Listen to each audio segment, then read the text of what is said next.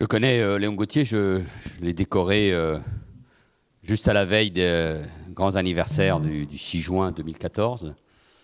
Il fait partie en effet de ces grands témoins qui s'éteignent et il faut les garder bien sûr dans notre mémoire. Au fond, il faut exalter l'histoire, la culture qui est la nôtre, le passé. C'est très important de savoir d'où nous venons. C'est pour ça que moi je suis toujours évidemment favorable à ce qu'on regarde notre passé avec lucidité, qu'on laisse les historiens faire leur travail, assumer les responsabilités qui ont pu être celles de la France, mais je suis évidemment chaque fois de plus en plus opposé à cette lecture de la repentance, ou à cette lecture de l'histoire à travers la repentance, où dans ma jeunesse, on parlait de l'impérialisme culturel américain. Pour d'autres raisons, aujourd'hui, on voit bien qu'il y a une lecture de l'histoire que cherche à imposer l'Amérique du Nord à travers ses universités, qui fait tâche sur nos universités, une partie de la presse, nos responsables politiques, et qui, au fond, détruit ce que nous sommes, c'est-à-dire une grande civilisation qui peut regarder lucidement son passé. Mais il faut l'exalter. Cependant, et là je suis d'accord avec tout ce qui vient d'être dit par Geneviève, cependant, la grande question qu'il faut que nous nous posions, c'est comment on crée une nouvelle épopée. François et moi, François toujours, avons été élus, il l'est encore, de circonscriptions ou de villes très jeunes, multiculturelles, multireligieuses, avec en plus de la pauvreté, de la méconnaissance. Ce qui est terrible dans ces quartiers, c'est souvent l'absence d'amour et c'est l'absence de connaissance. C'est ça qui crée beaucoup de violence. C'est au fond comment on crée un récit commun. Et d'un mot, moi, la seule chose que je puisse dire à des députés ou à des parlementaires, des députés, des sénateurs, des parlementaires européens de la majorité, mais même du champ républicain, c'est exalter ce pays. Exalter ce pays. Je peux vous dire qu'il suffit de prendre un peu de recul, comme je l'ai fait pendant 3 ans, pour vous dire que la France est un pays, bien sûr avec ses défis, ses problèmes, le premier à les rappeler, mais est un pays qui compte dans le monde par sa culture, sa langue, sa diplomatie, son économie, son industrie, son agriculture, ses armées. Nous sommes l'un des rares pays européens, sinon le seul aujourd'hui, à nous projeter dans le monde. Il faut être fier de ce pays. Et moi, au fond, si je continue à m'exprimer politiquement, non seulement parce que j'aime mon pays, mais c'est parce que je ne veux pas que cette exaltation de la nation, du patriotisme, de la République, de la laïcité, soit portée par l'extrême droite, sous toutes ses formes. Alors que son histoire est contraire précisément à cela. C'est une histoire de renoncement à ce qu'est la France. Vous parliez celui qui s'est engagé en 1940 auprès de De Gaulle. Il y a ceux qui se sont engagés et puis ceux qui ont collaboré. Bon, on ne va pas refaire l'histoire aujourd'hui, quelques décennies après. Mais en tout état de cause, ce pays mérite, et contre tous les déclinistes, contre tous ceux qui vous donnent une lecture de la société française, ce que j'avais dit moi entre Zemmour et Traoré, au fond, c'est la même lecture à la fin, c'est une destruction de ce que nous sommes. Il reste encore quelques exemplaires, vous pouvez les acheter, mais dans un bouquin que j'ai publié il y a quelques mois, je disais, moi, reprenant la phrase de Romain Gary, je disais, je n'ai pas une goutte de sang français, mais la France coule dans mes veines. Et si je suis profondément français, c'est pas seulement à cause du passé ou de la culture d'aujourd'hui, mais c'est parce que je crois dans ce pays et en son avenir. Et pour moi, ça me paraît toujours extraordinaire que 66 millions d'habitants, un pays qui a un grand empire, n'est plus, et qui est quand même toujours la 5e puissance industrielle, qui est toujours membre permanent du Conseil de sécurité, et sa voix pèse dans le monde, beaucoup plus de ce qu'on croit. Et donc face au déclinisme, au complotisme général, il y en a une exaltation. Mais pour que cette exaltation soit possible, il faut évidemment que des règles soient respectées, que des valeurs soient mises en œuvre. De ce point de vue-là, c'est pour ça que l'autorité est émancipatrice. Et on ne peut pas accepter la destruction, qu'on détruise tous les ferments d'une autorité, quelle qu'elle soit, dans la sphère politique, éducative, familiale, économique, etc. Donc, c'est très important que vous portiez cela dans les mois qui viennent, parce que c'est, je suis sûr, autour de cela, dans la confrontation avec ceux qui ont un modèle autoritaire, il y a le modèle de l'autorité républicaine. C'est autour de ces deux éléments que je crois le débat va avoir lieu. Merci beaucoup. Je ne sais pas s'il y a d'autres questions. Sinon, je vous propose qu'on passe au deuxième temps de notre table ronde. Et donc, je laisse la parole à Blandine Brocard, qui va donc revenir sur la question de l'ordre public. Je te laisse la parole, Blandine. Alors, je te remercie beaucoup, Élodie. Je ne vais pas exactement revenir, si vous me permettez, sur cette question de l'ordre public. Effectivement, on avait un petit peu balisé la chose, mais naturellement, on va s'adapter à ce qui a été dit. Et même, moi, ça fait vraiment écho à la première table ronde qu'on a eue ce matin. En particulier, et vraiment, Madame la Ministre, vous venez de parler de l'importance de nos symboles républicains. Le drapeau, la Marseillaise, notre déclaration des droits de l'homme. Alors nous, ça nous parle. Mais moi, ce que je constate, c'est que quand je suis devant une classe de gamins, quelle qu'elle soit, eh ben, ça parle pas, ça donne pas envie. Et effectivement, Jean Birnbaum, ce matin, a parlé de cette importance de restaurer le symbolique autour de ce qui représente notre République, mais aussi, il a parlé de donner une espérance. Alors lui, il avait ce terme. Évidemment, Monsieur le Premier ministre, on parle de refaire France, de donner un destin commun. Et naturellement, comment on articule ça pour que cette autorité républicaine qu'on essaye en fait d'imposer. Tu as donné tout à l'heure, Élodie, un certain nombre de textes qu'on a fait. Moi, je m'étais astreinte, j'allais dire, à lister tout ce qu'on avait fait depuis 4 ans. J'en ai plus de 3 pages, juste des points. Donc, le corpus législatif, on l'a. La manière pour agir, on l'a. Ça ne marche pas. Donc, qu'est-ce qui nous manque? Alors, effectivement, encore une fois, cette symbolique très forte, cette espérance, quel récit on donne, j'avoue que, voilà, là, moi, je suis un peu embutée. Je lisais un papier de Thibault de Montbrial, qu'on entend beaucoup en ce moment, hélas, à l'occasion du procès du Bataclan, qui disait, en République, l'autorité ne se décrète pas d'en haut, elle est l'expression d'une volonté commune. Et évidemment, on voit bien que c'est là où le bas blesse, parce qu'on ne fait plus du tout communauté. Cette communauté nationale, on l'a perdue. Et moi, je vois, quand je rencontre des Français, des bistrots, quand même dire Gérald Darmanin, et non des réseaux, ils sentent ça. Ils disent, mais attendez, moi, je ne me reconnais plus dans cette France. Alors, on leur demande de décrire leur France. Ils ne savent pas. Mais ils la ressentent au plus profond d'eux. Donc, comment fait-on pour écrire ensemble, au-delà d'instaurer une autorité républicaine, un destin commun? Et puis aussi, moi, la question qui vraiment me tarabuste, c'est en tant que responsable politique, c'est où est-ce qu'on a failli pour aujourd'hui en être là?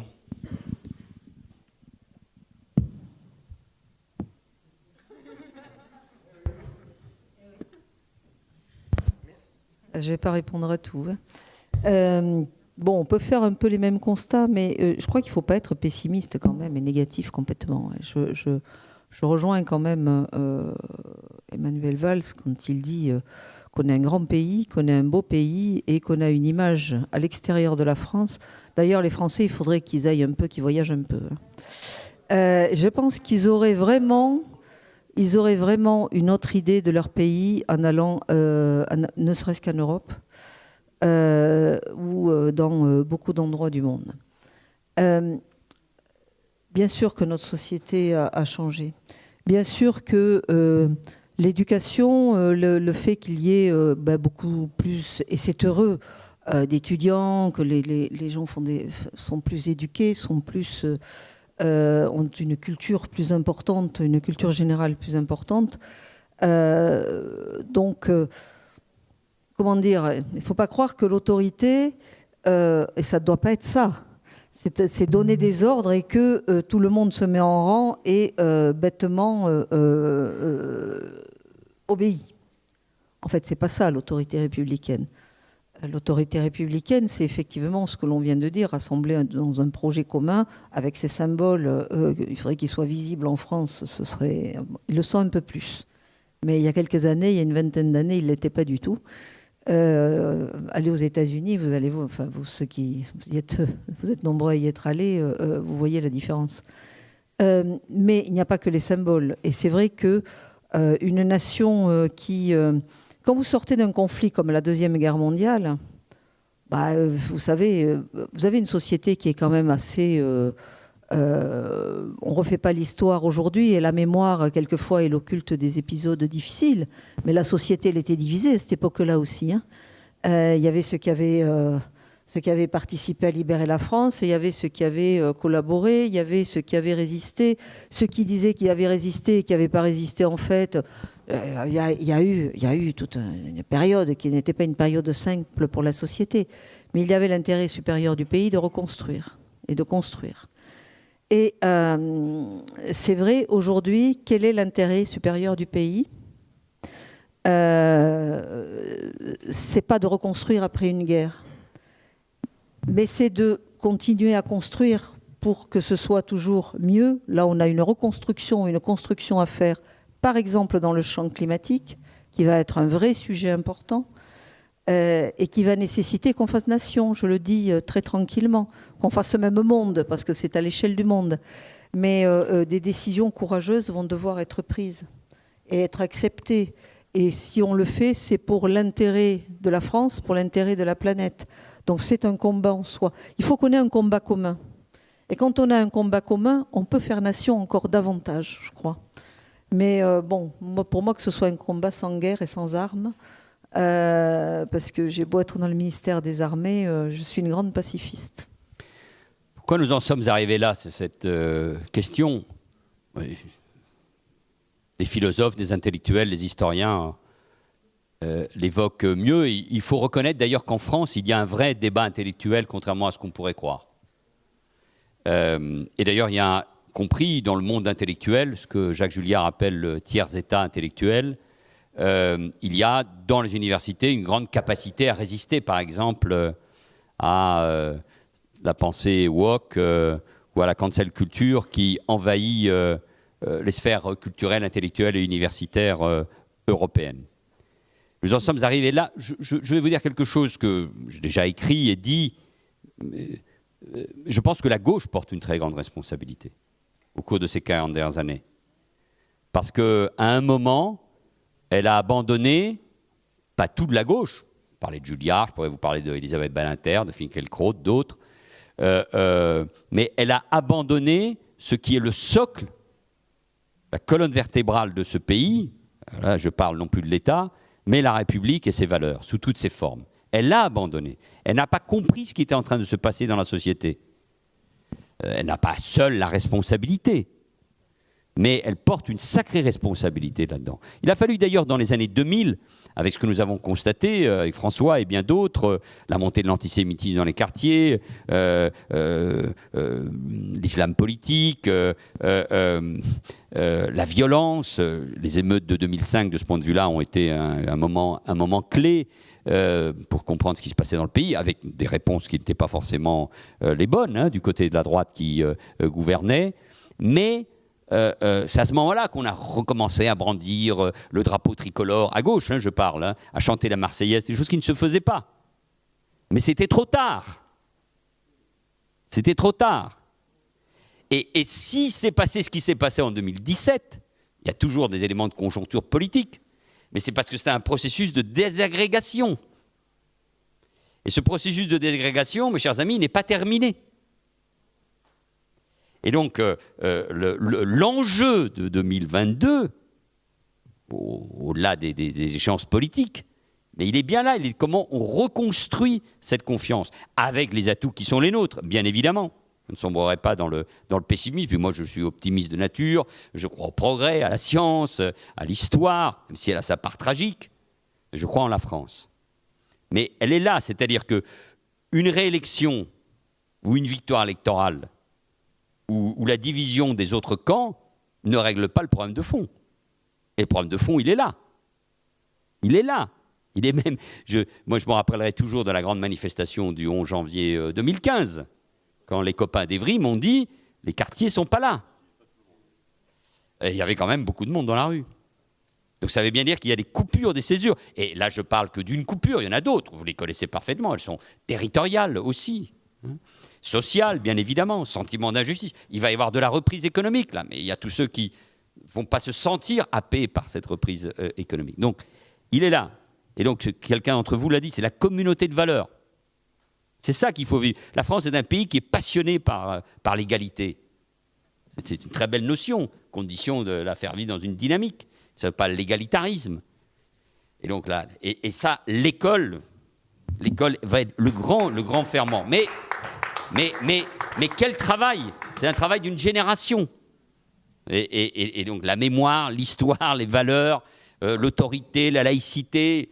Mais alors, j'arrête avec ça. Il ne faut rien lâcher. Il ne faut pas avoir peur. Je sais qu'y compris parfois dans vos familles politiques, on peut avoir des débats sur ce sujet-là, ou au sein de la majorité. Moins maintenant. Il ne faut pas avoir peur. Il ne faut pas avoir peur, parce que si on a peur, les adversaires le voient. Et il faut le faire de manière pacifique. Parfois moins, d'ailleurs, selon les adversaires. Que c'est ça aussi la France et la République. Mais il faut être très ferme. Il ne s'agit pas de crier, il ne s'agit pas d'asséner, il ne s'agit pas de punir tout le temps. Mais il s'agit d'être très ferme sur la conception de l'histoire, la conception de la culture, la conception des valeurs de la République, de la laïcité, de l'égalité. Il ne faut rien lâcher. Que dès qu'on lâche, on est perdu. Donc la représentation de l'autorité émancipatrice, de cette autorité qui est au cœur de nos libertés et de nos devises républicaines, elle est le drapeau qu'il faut lever pendant toute cette période. Sachant qu'après, derrière, il y a les politiques publiques, il y a la mobilisation du pays, et que ça, évidemment, ça laisse du temps. Donc du coup, les familles politiques du champ républicain, au sens le plus large du terme, doivent le comprendre. Les divisions, c'était dit par le président de l'Assemblée nationale, sont terribles dans ce moment-là. Et donc il faut porter l'unité du pays, du champ républicain au sens le plus large du terme, face aux grands défis du monde. Et ce sont des défis du monde, mais je peux vous dire qu'en Espagne ou dans d'autres pays, on ne les appréhende pas de la même manière, pas avec le même sentiment tragique. Et pourquoi on les appréhende de manière tragique en France? Mais parce que nous sommes la France, parce qu'on a quelque chose à dire au monde. Sinon, on ne nous attaquerait pas de tous les côtés, sinon on ne remettrait pas en cause notre modèle, sinon nous ne serions pas cette histoire. Nous sommes un pays, parmi d'autres, mais à part, parce que nous avons ce message universel, plus que d'autres, il faut le revendiquer. Et c'est comme ça qu'on entraîne aussi la jeunesse. Pardon de ce moment d'exaltation.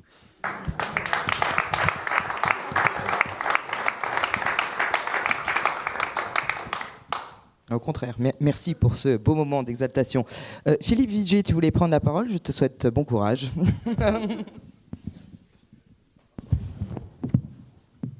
vais rebondir sur ce que vient de dire Manuel Valls. Vous savez, vous avez tous en mémoire cette magnifique phrase de Jacques Chirac, « La maison brûle et nous la gardons brûlée ».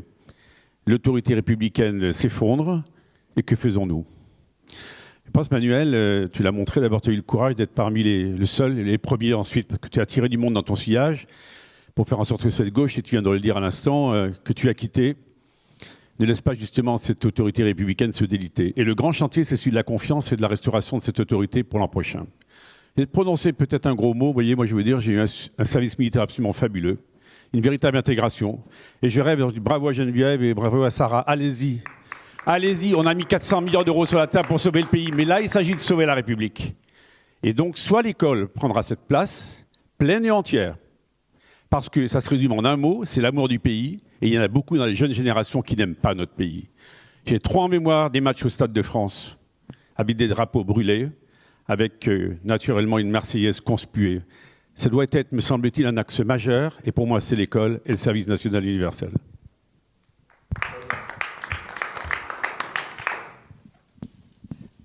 François, je crois que tu as quelque chose à nous dire. Oui, moi je dois donc intervenir, mais on est en plein dans le débat, sur ce qu'on peut appeler les défaillances de l'État. Parce que le constat, il est édifiant. On voit bien qu'effectivement, il y a une perte des valeurs républicaines, une perte de l'autorité. Mais il faut qu'on essaie de comprendre pourquoi. Pourquoi on en est là. Manuel a déjà donné des pistes, Geneviève aussi. Et pourquoi on est là et comment on peut rebondir pour repartir. Sur les défaillances de l'État, moi je me suis amusé à réfléchir à quelques exemples précis pour un peu illustrer tout ça. Il y a un sujet qui est fondamental pour l'avenir de notre pays. C'est ce qui a été mis en place il y a une cinquantaine d'années, avec, quand Manuel avait parlé de politique d'apartheid, moi j'avais soutenu, c'est la ghettoisation de nos quartiers. Voilà. Quand à un moment, la France n'a pas été capable de gérer sa période post-coloniale et son immigration, et qu'elle a ghettoisé les populations les plus fragiles issues de l'immigration dans des zones urbaines en disant « on va les faire venir, ils repartiront un jour et tout se passera bien », eh ben non, ils sont là, ils sont français, ils veulent rester. Et on a cru que ça allait se passer naturellement, normalement. C'est-à-dire que tout irait bien. on a juste oublié que la République n'allait pas de soi, que la nation n'allait pas de soi, que ces concepts-là, il fallait les faire vivre quotidiennement. Bon. Et c'est là où l'État a failli. Il a construit les grands ensembles, ghettoisé les grands ensembles, et il n'a pas été capable, d'une manière générale et à l'intérieur de ces grands ensembles, de faire vivre l'idéal républicain et l'idéal français. Ouais. Et 50 ans après, eh ben, il y a des islamistes qui arrivent et qui viennent expliquer à des jeunes Français, ben, venez avec nous, vous serez mieux. Et plusieurs milliers de jeunes Français ont entendu le message et en quelques semaines, en quelques mois, ont cru à ce message. Moi, je suis stupéfait, impressionné, et il faut qu'on se fasse aider pour savoir comment, et quand Manuel était maire d'Évry, moi quand j'étais maire de Sarcelles, on a vu le processus. Comment des délinquants qu'on n'arrivait pas à gérer, et excuse-moi du terme, qui nous emmerdaient tous les jours, au bout de quelques mois, on les croisait dans la rue, ils étaient tout gentils. Et souvent, on comprenait, parce qu'ils avaient sur le front une marque qui faisait qu'ils étaient devenus extrêmement pratiquants dans la mosquée du quartier. Bon. Mais ils arrivaient à les calmer. Avec un discours, avec une dialectique, avec une manière où ils les faisaient rêver. Alors attention, hein, ça ne leur réglait pas leurs problèmes de pathologie, de problèmes psychiatriques ou autres. Ça en faisait plus tard des bombes humaines qui pouvaient basculer pour certains. Mais ils y arrivaient, et nous, on n'y arrivait pas. Donc il y a un moment où il faut qu'on comprenne comment nos adversaires ont été capables de le faire, et nous, on n'a pas été capables de le faire pour toute une génération. Alors, quand je dis toute une génération, pour 10% d'une génération. Mais dans des villes où il y a... moi, Sarcelles, c'était 1000 jeunes par tranche d'âge, tous les ans. Quand il y en a 10% qui basculent par tranche d'âge, ça fait 100 par tranche d'âge, et à la fin, ça fait beaucoup. Bon. Et donc ça, voilà. Et l'État, il a failli là-dessus. On n'a pas été bon collectivement. Alors on a essayé de faire des choses, hein, mais il n'a pas été bon. Il y a des sujets qui nous pourrissent la vie à ce niveau-là. Bon. Il y a un sujet que le président de la République a essayé d'aborder, mais que parfois un peu maladroitement au début, il s'est repris un peu après, mais on voit bien que c'est la guerre d'Algérie. Comment on arrive à fermer la parenthèse ? Comment on arrive à... Non, mais je sais bien, mais globalement, voilà, on a du mal. Bon, on a du mal, c'est comme ça. Bon, ok. Il faut le faire, il faudra le faire, parce que c'est quelque chose qui donne des arguments à ceux qui attaquent la République. On parlait ce matin de la... J'ai oublié le terme qui était donné ce matin sur les générations... ouais, offensées. Bon, ils se sont inventés une génération offensée. Il y a des sujets sur lesquels on est... Mais en se déclarant offensés, ça leur permet de revendiquer tous les jours quelque chose de nouveau. Hein. Je suis offensé, donc il faut payer. Hein. Le processus, on le voit bien. Bon. Mais il y a des sujets comme ça qu'il faut un moment s'en dire. Deuxième sujet, c'est ce qu'on appelle, avec beaucoup de maladresse, les violences policières. Oui, il y a un sujet de violence de certains policiers parfois, d'interventions qui sont parfois difficiles à faire. On a eu l'exemple à Corbeil-Essonnes il y a quelques jours où une mère de famille qui ne trouve rien de mieux que d'aller s'interposer entre la police et ses fils qui se font interpeller. Bon, je ne dis pas que le policier a eu raison, mais un policier en action, entouré d'immeubles, avec des jeunes qui crient partout, avec des gens, ben, moi, il peut sortir un extincteur et oui. Je ne vais pas dire que c'est bien, mais ça peut arriver. Bon, c'est 5 jours d'émeute. Bon. Mais parce que souvent, et c'est là où parfois l'État est un peu défaillant, la gestion post-intervention policière, elle est calamiteuse. Moi, il m'est arrivé malheureusement dans ma carrière d'élu d'avoir des décès suite à des interventions policières. La première chose à faire, c'est d'aller dans la famille présenter ses condoléances. Et je me battais tous les jours pour amener le commissaire et le sous-préfet pour dire « venez avec moi ». Venez voir la famille, présentez les condoléances, dites que la justice va faire son travail, et puis après on verra. Mais ne dites pas tout de suite, comme certains le font au niveau des procureurs ou des préfets, tout va bien, on n'a rien fait, on n'y est pour rien. Et non, il y a une manière aussi d'aborder les sujets. Bon. Donc toutes ces successions de défaillances, elles sont difficiles dans certains territoires, et elles font en sorte qu'une partie de notre jeunesse, dans ces quartiers, il hait la France. Moi, ce qui me choque le plus, ce qui m'interpelle le plus, ce qui me traumatise le plus, c'est que ces jeunes-là, ils haient la France. Ils haient l'autre, d'une manière globale, et ils haient la France. Donc, et ça va être le sujet, hein, ça va être le sujet des années à venir, hein, parce que nos adversaires, ceux qui veulent déstabiliser la République, eux, ils savent leur parler. On l'a vu pendant les attentats djihadistes, on le voit avec Abdeslam. Tout le monde dit il a fait de la provocation. Non, il a juste dit ce qu'il est. Il était là pour tuer des Français en tant que franco-marocain parce que c'est un soldat. Voilà, il assume ce qu'il est. Bon, la vraie question, c'est comment comment on fait en sorte que ça n'arrive plus? Bien sûr qu'il y a des services de mais comment on fait en sorte que des jeunes Français ne basculent pas? Parce que quand on regarde le profil de tous les terroristes français qui sont passés à l'acte durant toutes ces années, c'est des jeunes Français qui ont tué d'autres Français.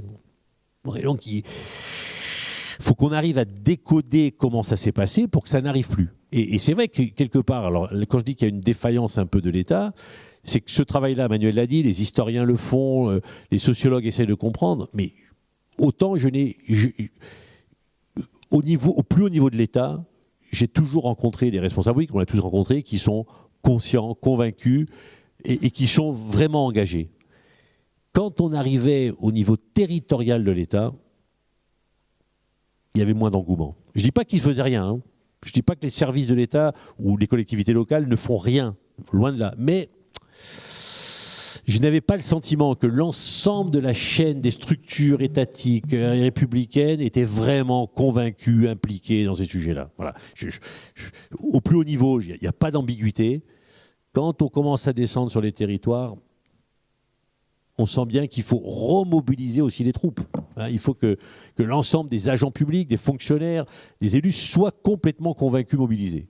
Je n'ai pas le sentiment que ça soit toujours le cas. Donc là aussi, il y a quelque part une petite défaillance de l'État, c'est-à-dire que nos adversaires, ceux qui attaquent la République, ils sont là 24 heures sur 24, 7 jours sur 7. Ils n'arrêtent pas d'être sur le terrain. Ce sont des vrais militants.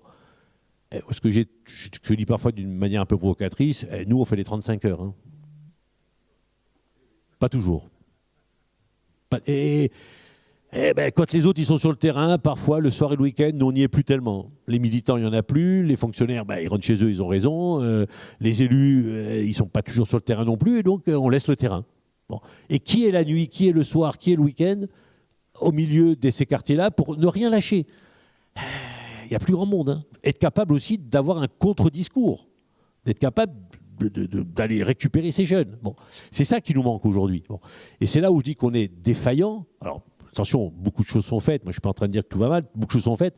Mais si on n'analyse pas comment c'est arrivé et comment il faut contrecarrer tout ça, alors bien sûr, le service national, ça va dans le sens là.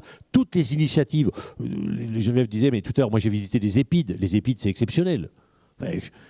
C'est exceptionnel. Les EHPID, c'est comment des jeunes qui ne sont pas forcément des délinquants de ces quartiers vont et qui sont contents d'être en uniforme, se lever le matin, lever les couleurs, dire bonjour, merci. Et ce qui m'avait le plus choqué, dans le bon sens du terme, et qui m'a fait comprendre, les militaires, eux, appelaient ces jeunes par leur nom et leur prénom. Monsieur X, Madame Y, alors qu'on passe à compter d'histoire, dans les quartiers, même moi le premier, on les tutoyait tout de suite, les jeunes. Et pourquoi tu fais ça? Et pourquoi...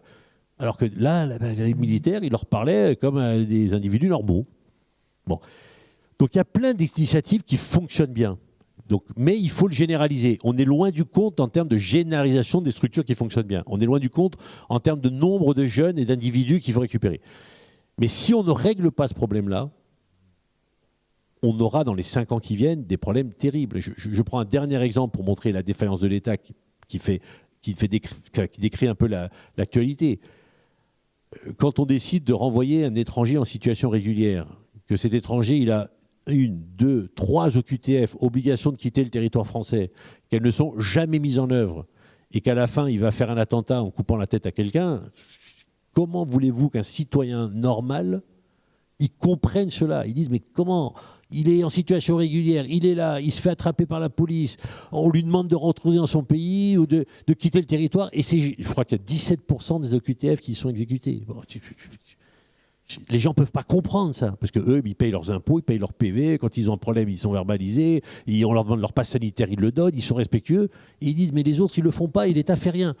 Et tant qu'on ne sera pas capable, sur ces sujets-là, d'être efficace, on aura des difficultés, et un jour ou l'autre, on a déjà eu des graves problèmes politiques. C'est-à-dire que quand on dit que l'extrême droite ne peut pas prendre le pouvoir dans ce pays, moi, je n'ai jamais dit ça. Je dis, moi, qu'un jour ou l'autre, si on continue comme ça peut arriver, parce que les gens n'en peuvent plus. Voilà. Donc, comment l'État doit revenir efficace sur ces sujets-là? Ça nécessite une mobilisation de moyens importants, peut-être d'abandonner certains services. Moi, j'ai jamais compris. Je sais qu'à l'époque, Manuel avait plus ou moins le projet, mais il avait raison. Il avait parlé. Enfin, pourquoi? Alors, ça va peut-être faire crier certains, mais est-ce qu'on a intérêt à garder des sous-préfectures partout? Est-ce qu'on a intérêt à garder des contrôles de légalité où il y a des fonctionnaires d'une collectivité locale qui, quand les élus ont voté une délibération, l'amènent dans une préfecture à un fonctionnaire qui met le tampon dessus pour dire « je vais voir si vous avez bien travaillé ». Bon, voilà, donc tout ça est à repenser. Il va falloir que l'on repense l'État, les structures de l'État et des collectivités locales pour concentrer l'efficacité de l'État sur là où il y en a plus besoin, c'est-à-dire la sécurité, la défense de la République. Et si on est capable de se mobiliser sur ces deux thèmes-là au niveau de l'État, et en laissant les collectivités locales s'occuper peut-être du reste, alors oui, on doit garder de l'espoir.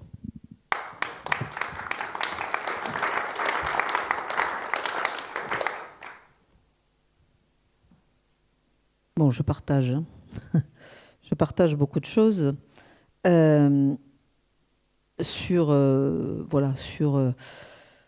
sur les difficultés de ces quartiers, cette espèce de ségrégation définitive qui s'est tout simplement constituée au fil des années.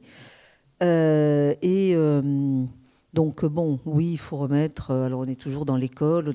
Enfin, l'école, nous sommes quand même des champions en France de l'éviction de la carte scolaire. Je suis quand même désolée de le dire. Et on se retrouve dans des écoles où on n'a aucune mixité. Et pas parce qu'il y a... elle est en plein milieu d'un quartier où il n'y a pas de mixité. Parce qu'aussi, il pourrait y avoir de la mixité et que les enfants ne sont pas mis par les parents dans ces écoles. Donc, c'est un travail qui est un travail très, très, très, très, très difficile. Je crois qu'il faut beaucoup d'humilité, mais il faut beaucoup d'abnégation. Bien sûr, on ne va pas refaire il faut qu'il y ait les services publics, il faut que l'autorité de l'État soit présente sous toutes ses formes, que ce soit la police, que ce soit des services municipaux, que ce soit des services d'État, que l'école soit présente, que les associations soient fortes, mais que l'on contrôle quand même que elles soient dans le champ républicain et mais elles sont majoritairement dans le champ républicain et majoritairement... mais je ne sais pas, il n'y a pas de recette miracle. Moi, je crois qu'il y a de toute façon une génération perdue, voire deux, où on n'arrivera jamais à revenir en arrière. Et que nous devons nous donner la mission de travailler sur les jeunes, avec la jeunesse là maintenant. Et oui, il y a les EPID, et oui, il y a le service militaire volontaire, par exemple, qui est un très très beau aussi dispositif de jeunes qui construisent un avenir professionnel dans une enceinte militaire avec un encadrement militaire. Mais enfin, pas demander aux militaires de rentrer dans les quartiers et de faire peser l'autorité de l'État dans ces quartiers. C'est impossible. C'est pas leur rôle. Pas du tout leur rôle. Donc, je pense qu'il n'y a pas une solution, il y a des solutions que l'on connaît tous. Parce qu'on a fait beaucoup, moi j'en ai fait dans ma ville, un plan de rénovation urbaine. On a refait des quartiers, on a des quartiers qui sont agréables, qui sont, enfin moi en tout cas, chez moi, c'est sûr. Mais on n'arrive pas à avoir de la mixité pour autant. On n'arrive pas à faire bouger les populations. La mixité, c'est un concept, excusez-moi, mais bon... on le mettait à toutes les sauces. Quand on est maire, on dit oui, il faut faire des logements sociaux, mais il faut de la mixité, donc vous en mettez un peu partout dans votre ville. Bon, très bien, on le fait. Quand on a fait les opérations en rue, on a mis des logements sociaux un petit peu partout dans la ville. On a reconstruit un petit peu dans le quartier, mais il n'y a jamais eu de mixité qui s'est installée dans le quartier. Donc en fait... tout cela, on connaît tous les objectifs et on a du mal à mon avis, il faut une réponse qui soit structurée avec une architecture, avec vraiment un objectif à 5 ans, à 10 ans, qui soit tenu, quelles que soient les municipalités, quels que soient les gouvernements, que les règles ne changent pas tous les 4 matins, que voilà, et peut-être qu'ainsi on arrivera à redonner des perspectives. Bon, on m'avait parlé de la guerre d'Algérie, alors moi je vais pas je ne suis pas une grande spécialiste de la guerre d'Algérie, mais je suis quand même devenue là où je suis depuis 4 ans. J'en ai quand même... j'ai quand même acquis certaines connaissances et surtout connaissance des acteurs. J'ai bien compris que c'était un conflit très difficile, qui avait été très difficile pour la France, qui a eu des retentissements, bien sûr, on le sait tous, politiques en France aussi, qui a eu aussi des retentissements violents en France aussi après. Et donc, et en plus, c'est une guerre de décolonisation, définitive. Traiter la guerre d'Algérie, nous traitons bien la mémoire de la guerre d'Algérie, je crois. L'objectif, c'est de traiter ça au travers de toutes les mémoires et de faire en sorte que chaque mémoire respecte l'autre et ne veuille pas cannibaliser l'autre et l'exclure. Donc ça, c'est un vrai travail important. Nous arrivons dans des établissements scolaires à faire témoigner des anciens combattants français avec des anciens du FLN et avec des des rapatriés. Des gens qui ne pouvaient pas se parler auparavant, par exemple. Donc, nous arrivons à un petit apaisement des mémoires, mais nous n'arriverons jamais à une mémoire commune de la guerre d'Algérie, jamais. Par contre, le problème avec les jeunes Algériens et les Algériens que nous avons en France, qui sont arrivés en France après cette guerre, où, bon, après, il y a les... Enfin, ils sont surtout français, les harkis, c'est autre chose, ils sont français. Mais les Algériens qui sont arrivés en France aussi, hein, en définitive, maintenant, on ne pourra jamais rien solder tant que l'on ne pourra pas avoir des relations bilatérales correctes avec l'Algérie. On ne pourra pas faire la mémoire franco-française parce qu'ils ne se sentent pas complètement... ne se sentent pas impliqués dans la mémoire franco-française de la guerre d'Algérie. Et il faudra ce travail avec l'Algérie, mais que nous ne sommes dans enfin, moi c'est comme ça que je le vois, dans l'incapacité à l'heure actuelle de le faire. Ça fait 4 ans, je ne suis pas arrivée à aller en Algérie.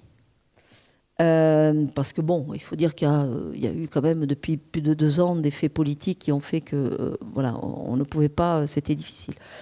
Donc, pour pouvoir avancer sur les chemins de la mémoire et surtout de cette mémoire-là et l'apaiser, y compris pour les jeunes d'origine algérienne qui sont en France, il faudra que nous soyons 2. Et aujourd'hui, la France et l'Algérie. Et aujourd'hui, nous sommes tout seuls. Donc, ça va demander encore un petit peu de temps.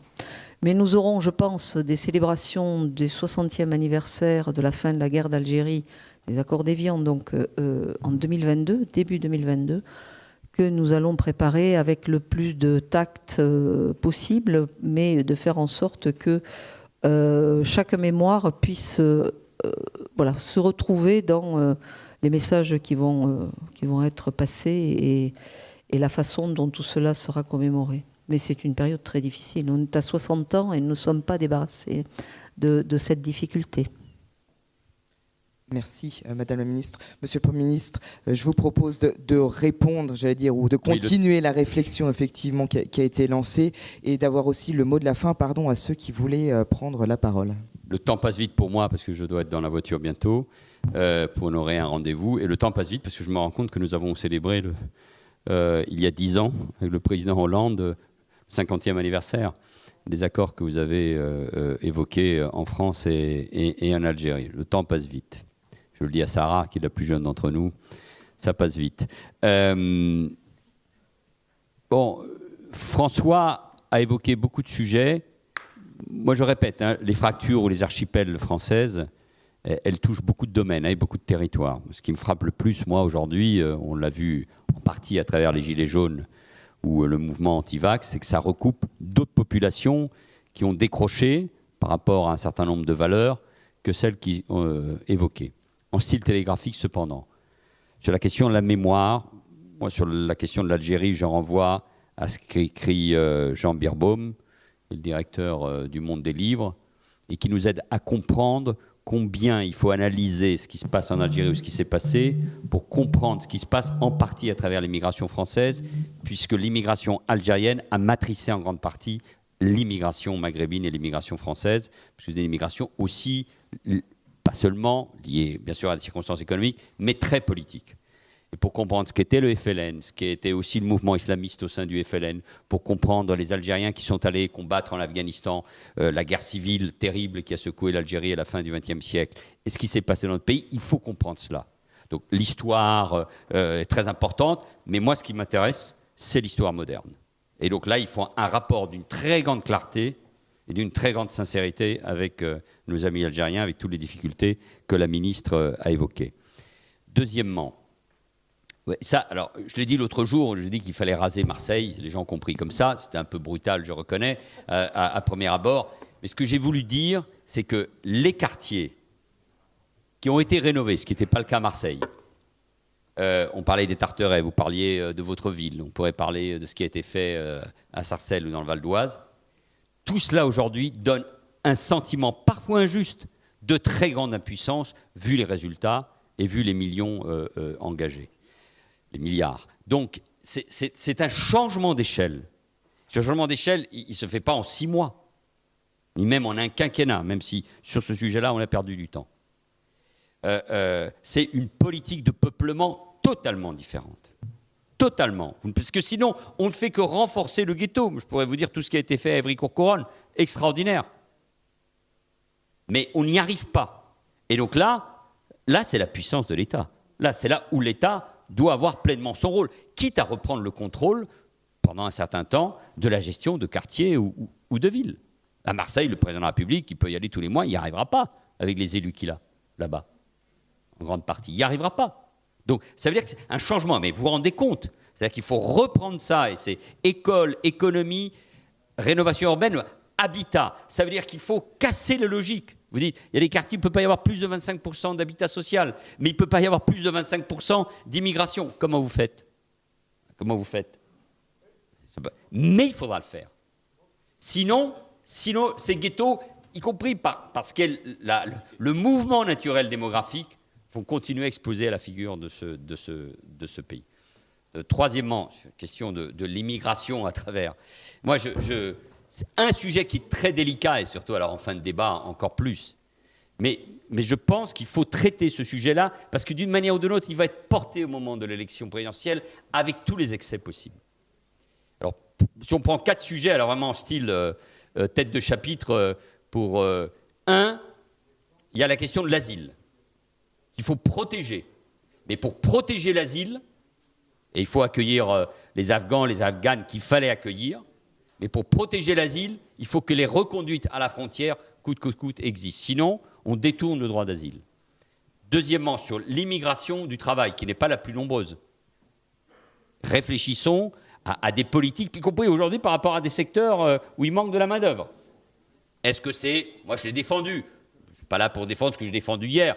Est-ce qu'il y a des politiques par secteur, par quota, avec tous les problèmes juridiques, constitutionnels que ça pose? Mais il faut notre propre politique. Ne comptons pas sur l'Europe, qui elle a une autre responsabilité, qui est la sauvegarde de nos frontières communes, et que surtout, avec nous, la grande politique avec l'Afrique, et la grande politique d'investissement, style télégraphique, je vis vite. Quatrièmement, ouvrir le débat sur le regroupement familial. Parce que vous ne pouvez pas avoir une politique de peuplement et ne pas traiter ce sujet, qui est d'une très grande complexité, constitutionnelle, conventionnelle, européenne, bien. Mais si vous ne l'ouvrez pas, si on n'ouvre pas ce débat, alors on donne le sentiment d'une profonde impuissance politique et on laisse ce terrain à d'autres. Donc il faut être capable de traiter ce sujet-là. Parce que ça n'est pas vrai. On peut tarir l'immigration économique pour X raisons. On peut reconduire à la frontière ou expulser. D'autres l'ont fait. Regardez ce que font les sociodémocrates au Danemark aujourd'hui. Mais regardons, là, il faudra casser un certain nombre de tabous. Mais il faut le faire, avec évidemment intelligence, dans le respect de l'état de droit, toujours, des personnes, bien évidemment. Mais là, on a un sujet profond. Et il faut que cette majorité le traite. Pas là, en 3 mois, mais après. C'est d'une très grande complexité. Et enfin, il y a sur un sujet sur lequel on peut toujours améliorer les choses, mais qui marque une différence avec ce qui est la droite la plus dure. C'est la question des naturalisations. Alors, ceux qui proposent à droite de revenir à ce qu'ils appellent au droit du sol et de passer au droit du sang, mais se trompent sur ce qu'est la réalité de ce pays. Rendons plus exigeant le fait d'avoir un titre de séjour, ou même les processus de naturalisation. On l'a tous fait, après c'est la mise en œuvre qui est d'une très grande complexité. L'apprentissage du français, de nos valeurs, etc. Mais en revanche, la politique de naturalisation, là, elle me paraît une politique, comme on l'a fait notamment pour ceux qui ont été tout particulièrement en première ligne sur la lutte contre la Covid. Mais là, sur la naturalisation, être français aujourd'hui, c'est un choix qu'on peut porter, me semble-t-il, avec intelligence, mais aussi avec panache et avec beaucoup de volonté. Mais ce sujet-là, qui est au cœur de l'autorité, voire du sentiment d'impuissance, les quartiers, le peuplement et les problématiques migratoires au sens général, au fond, quel pays on veut, comment on l'organise ce plan territorial, ça me semble être un sujet passionnant et en même temps incontournable. Patrick, merci beaucoup pour cette invitation. Madame la ministre, merci à vous.